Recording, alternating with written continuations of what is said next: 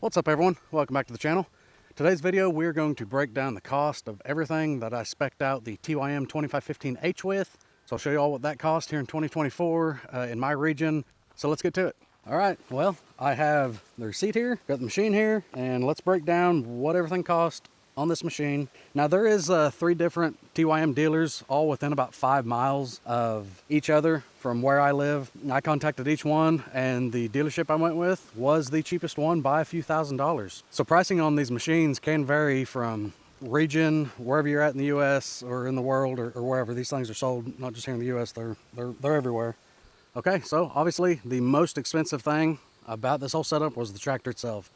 This tractor, brand new, 2024 2515H, was $20,000. Now compared to a lot of the other manufacturers I looked at, as far as the Coyotes and the John Deeres, this beat the price of most all of them. But the capabilities of this machine is what really outperformed everything else that I looked at. All right, the replaceable cutting edge, that's also reversible. If the front edge gets wore out, you can turn it around and still use it. This thing cost $260. That was the cutting edge plus the 5 carriage bolts and nuts. I still feel that a cutting edge on your bucket is money well spent.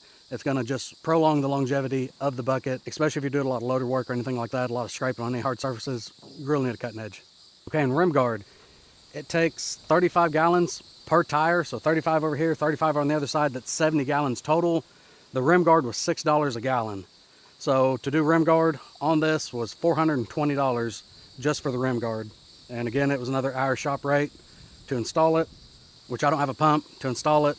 I know some people, I prefer rim guard in these. I know some people use antifreeze and they have zero issue with that. To me, rim guard just works better. It's a better quality. Not gonna have to worry about rusting the inside of your rim out. And I think it's actually a little bit heavier than antifreeze.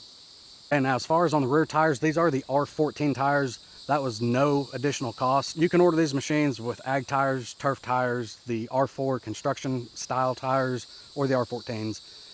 Price is the same. At this dealership anyways, the price was not any different going with a different type of tire. I just wanted R14s because I think they're going to be a lot better tire than the construction tires or the ag tires for the work I'm going to be doing with it. Okay, the WR long third function, that was $1,125 for this kit. This isn't counting install price. Install, they quoted me 3 hours at $125 an hour. That's shop rate. So that's what the third function cost me, was $375 to install it and $1,125 for the kit itself. So the rear remotes cost $690.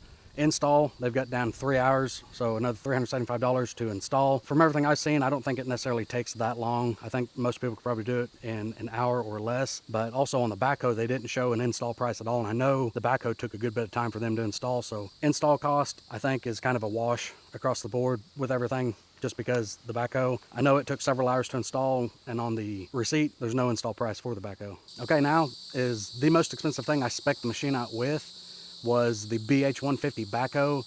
This thing was $6,500 for this Backhoe. Now I know you can rent a mini excavator a lot of times before you're gonna break even on using one of this.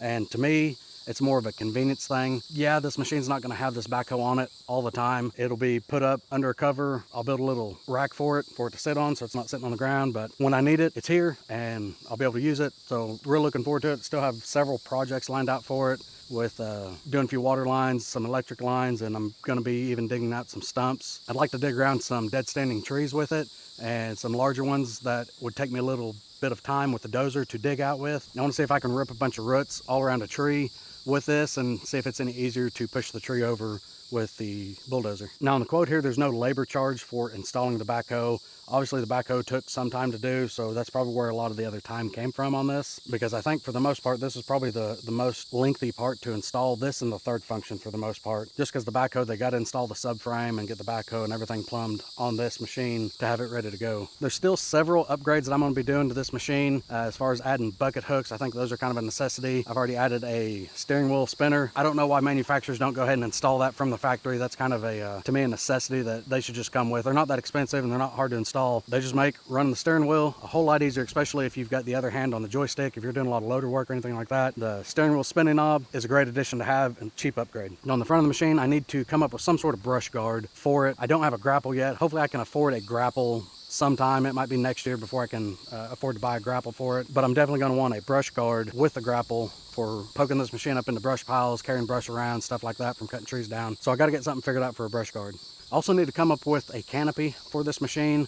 I've looked at the, I believe it's Curtis Industries brand. They have essentially a universal quick attach canopy that I like to put on this machine, because most of the time I would like to have a canopy on it, but when I'm in the corral or going in under anything low, I'd like to be able to remove the canopy and fold the ROPS down just to give me a little more head clearance on different areas to go in. I would like to come up with a phone holder and charger for this machine. Leaving my phone in my pocket all the time, kind of a little bit of a pain. I'd like to just come up with something a little bit easier to hold my phone and be able to charge it if I need to. The big tractor, it's got 12-volt outlets inside the cab, so you can charge your phone or whatever you need to do. So like I said, the pricing is really only good for here in my area. I don't know what they're going to be on the East Coast or on the West Coast. I mean, driving distance for me, there's 3 different TYM dealers, and they're all literally within 5 miles difference of each other for me to drive to. And each TYM dealer had a different price for the exact same tractor. And it wasn't just the tractor, the backhoe costs different at the different dealerships. There's not a standard across the board price for these machines. So the dealership that I went with was the Tractor Yard down in Quito, Oklahoma. Real easy to deal with. I did have one issue with the remotes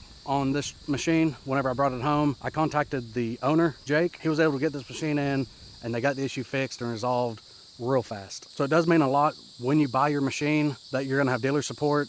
Being able to get a hold of the actual owner of the dealership. There's a lot of dealerships that you never see the owner, you don't know the owner's name or any of that. The owner is very involved in the dealership here. Great to deal with, great to talk to, very informative. Anyways guys, this is the machine I went with just because of the price and the capabilities that this machine had versus all the other manufacturers I looked at. Dollar for dollar, I don't think you could beat this machine for the price of it and its capabilities, because it outperforms most other manufacturers in the same class of tractor. So guys, if you found any of the information helpful, go ahead and give the video a thumbs up, consider subscribing to the channel, and we'll see you in the next one. Thanks.